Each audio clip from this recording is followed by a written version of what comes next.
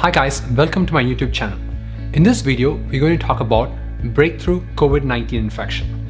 So the definition of breakthrough infection is, let us say you're fully vaccinated for COVID, but still you end up contracting COVID-19. That's what we call as a breakthrough infection. I'm sure the question arises in most of people's mind is, if I'm still going to get breakthrough infection even after vaccination, then what is the sole purpose of this vaccination? But we have to remember the purpose of getting vaccination is twofold. One is preventing COVID-19 infection. Number two is preventing hospitalization and serious illness due to COVID-19. So we have to look at these separately. So when the vaccines were released first in the market, for example, Pfizer showed a vaccine efficacy of 95% and Moderna showed a vaccine efficacy of around 90%. But the question is, with all these new variants emerging, for example, right now we have the circulating Delta variant that is causing a lot of havoc in the community. Are the vaccines holding the same promise when it was released? So now let us look at the first promise of the vaccination, which is preventing new COVID-19 cases. So there was a study that was published recently from New York, where they are following a vaccinated population from the month of May and July. So they looked at the new COVID-19 cases during this period, and they found that the vaccine efficacy actually has decreased from 92% to 80% by the end of July, where the predominant number of cases are actually due to Delta variant in the month of July. So in summary, the vaccine efficacy have decreased slightly, but still they're holding up their promise. Recently, a study from United Kingdom actually looked at the vaccine efficacy of Pfizer and Covishield/AstraZeneca. And they found that after one dose of Pfizer vaccine, the vaccine efficacy was 47.5% for the Alpha variant and around 35.6% for the Delta variant. And after two doses, the efficacy is 93.7% for the Alpha variant and around 88% for the Delta variant. If you look at the AstraZeneca, also called the Covishield, the efficacy is around 48.7% after one dose for the Alpha variant and 30% for the Delta variant. And after two doses, the efficacy is 74% for the Alpha variant and 67% for the Delta variant.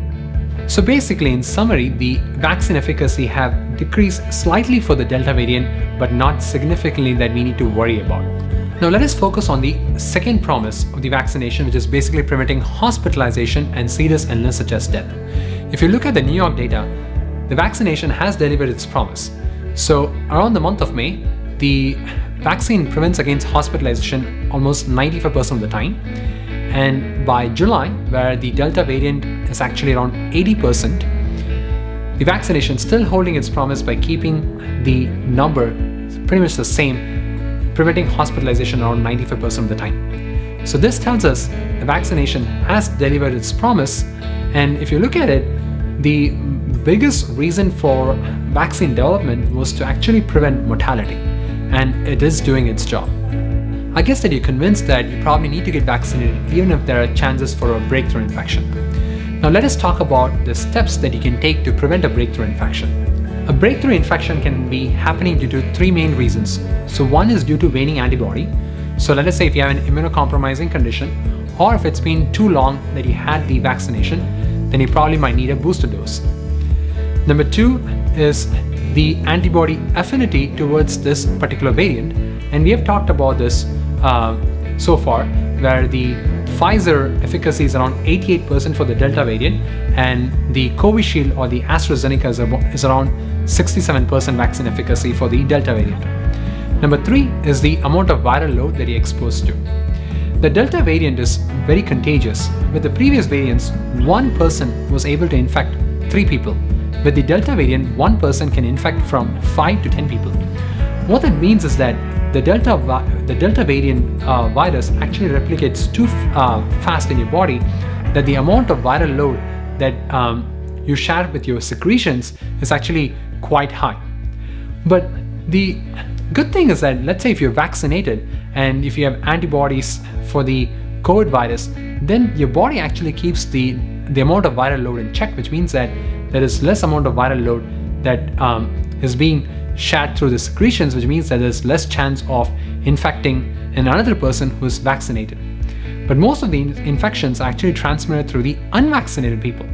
So for example, let us say you are vaccinated and you get the infection, and let's say you are coming into contact with another vaccinated person, then that vaccinated person may not be getting it because there is not much of a viral load for the person to get an infection, whereas that the same person can actually get an infection from an unvaccinated person who might be actually putting a lot of viral load. And again, the amount of exposure time varies too. So let us say you're coming into contact with the infected person for a few minutes versus hours, that makes a difference too. Even though that you're vaccinated, there is still chance for breakthrough infection. Again, who wants to stay at home for 10 days with flu-like symptoms even though you may not be getting hospitalized? So please follow all the CDC recommendations at this time, which is basically wearing a face mask. Again, when you wear a face mask, then you may not be exposed to a large amount of viral particles like when it happens when you're not wearing a face mask. The other thing is make sure that you're washing your hands properly and then follow the 6 feet distance guidelines. Eventually, how can we fight this Delta variant? The answer is basically widespread vaccination.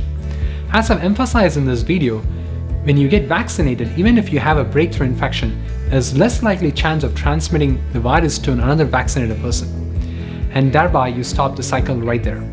We have to understand that we live in an interdependent world. There are certain things that we may not agree, but we still do for others' protection. And the same thing goes for vaccination too. So we have an inherent responsibility to protect others. You may have a COVID infection that may not cost your life, but it may not be holding true for the other person. The other person might be 65 with various risk factors for having hospitalization and serious illness. And that's why it's such an important thing for us to get vaccinated so that we can protect others around us. So let us say we succeed in fighting this Delta variant. So what is the chances of developing another new variant that might cause more havoc? The answer to the question again is widespread vaccination. Remember, there is a saying called as an idle mind is a devil's workshop. And the same goes for the virus too. If you let the virus stay for a long time, then it's going to think about coming with a different mutation and it'll come up with a new variant. But if we do this widespread vaccination, we break the life cycle of this virus, then there's not much time for the virus to think about new mutations. And thereby we can completely curb this pandemic. So, as I emphasized in this video, if you're not vaccinated, please do get vaccinated. It is safe and effective. And this is the only way that we can curb this pandemic. And if you are planning to get vaccinated, talk to your friend, share this video with your friend, and make sure that your friend is also getting vaccinated. And I think this is probably the best community service that one can do at this time.